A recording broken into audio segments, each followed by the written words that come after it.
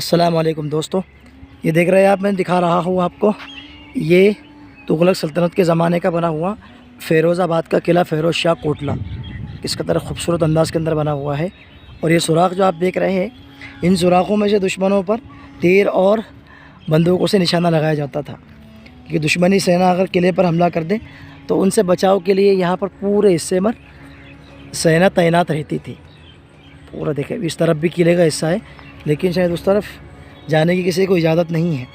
पूरा किले का ये वाला हिस्सा बना हुआ है। मैं आपको पूरा किला दिखाता हूँ, तब तक मेरे साथ आप बने रहे। ये देख सकते हैं आप, यहाँ से भी ये सुराख बना हुआ है। किस तरीके का सुराख है।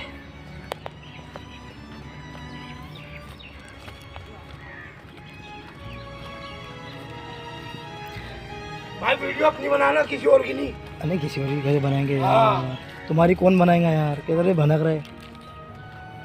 यहाँ से देख सकते हैं आप, पूरा ये महल परिसर बना हुआ है। ये तुगलक सुल्तानों के ज़माने के बने हुए महलात के खंडरात हैं। इधर पूरे उनके महल हुआ करते थे। यहाँ पर अपनी फैमिली के साथ वो रहा करते थे, लेकिन आज पूरा खंडर हो चुका है ये किला।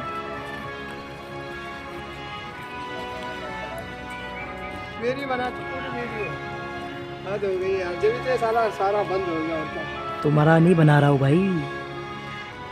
यहाँ से देख सकते हैं आप, पूरा ये महल का हिस्सा है। इसके पिलर देखें आप, कितने बड़े बड़े पिलर हैं इसके। यहाँ से पिलर्स देखें आप इसका, माशाल्लाह। और दोस्तों आर्किटेक्चर देखें, इसका आर्किटेक्चर और डिज़ाइन वही है जो हैदराबाद के अंदर बहमनी सुल्तान और कुतुब शाही सुल्तानों के महलात हैं। उस वक्त बहमनी सल्तनत भी एक ज़माने के अंदर तुगलक सल्तनत के अंडर में आया करती थी, लेकिन वहाँ के जो गवर्नर थे ज़फ़र ख़ान, उन्होंने ख़ुद मुख्तारी का ऐलान करके अपनी अलग सल्तनत बनाई थी। पूरा इसका परिसर आप देख सकते हैं। इस तरफ में कुछ खंडरात बने हुए हैं।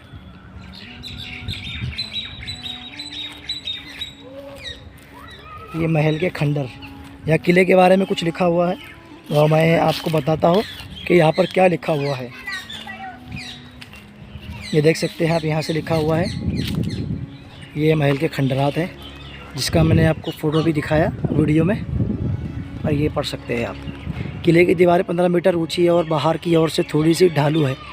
ऊंची मुंडेर या कंगोरे अब लुप्त हो चुके हैं, किंतु 3 तीर चलाने के लिए बने छेदों का आज भी देखा जा सकता है। अंदरूनी इमारतें इस हद तक खंडर बन चुकी है कि उनकी अलग अलग पहचान करना लगभग असंभव है। फ़िरोज़ शाह के समकालीन इतिहासकारों ने किले के मौजूद कई भवनों का उल्लेख किया। किले में एक मुनमे दरबार महल था जो सुल्तान का दरबार था, जिसमें कुलीन वर्ग अधिकारी और प्रतिष्ठित विद्वान शिरकत किया करते थे। छज्जा महल सुल्तानों के अधिकारियों के लिए था और केंद्रीय अहाता सार्वजनिक न्यायालय महल का स्थान था।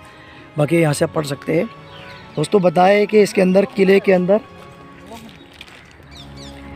के अंदर जो है सुल्तान फ़िरोज़ शाह तुगलक द्वारा बनवाए गए बड़े बड़े महलात और दरबार हॉल थे, लेकिन आज वक्त गुजर जाने के साथ साथ महलात पूरे गिर चुके हैं। ये देख सकते हैं आप, ये पूरे महल के निशानात हैं, सिर्फ दीवारें बाकी रह गई है, छतें वगैरह पूरी गिर गई है। तारीख़ों के अनुसार दोस्तों ये बहुत शानदार और ख़ूबसूरत महल हुआ करता था। यहाँ पर दरबार हॉल और आम जनता के दरबार वगैरह के लिए सारी चीज़ें बादशाह द्वारा बनवाई गई थी, लेकिन आज इस हाल के अंदर हम इसको पा रहे हैं और देख रहे हैं। दोस्तों बहुत बड़े इहाते के अंदर ये किला घिरा हुआ है।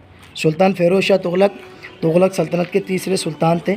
सन 1300 के अंदर वो गद्दी पर बैठे, और उन्हीं के ज़माने के अंदर समरकंद बुखारा के बादशाह तैमूर लंग ने हमला किया था, जिसकी वजह से वो उनको अपनी सल्तनत छोड़कर फ़रार हो जाना पड़ा।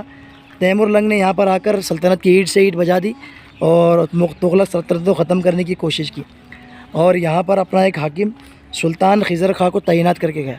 सुल्तान खिज़र खां ने जब देखा कि दिल्ली की गद्दी खाली है और तुगलक कमज़ोर पड़ चुके हैं, तो उन्होंने ख़ुद को सुल्तान घोषित कर दिया और यहाँ पर पूरे हिस्से के अंदर उन्होंने कब्ज़ा जमा लिया। पूरा यहाँ से देख सकते हैं आप पूरे किले के हिस्से को।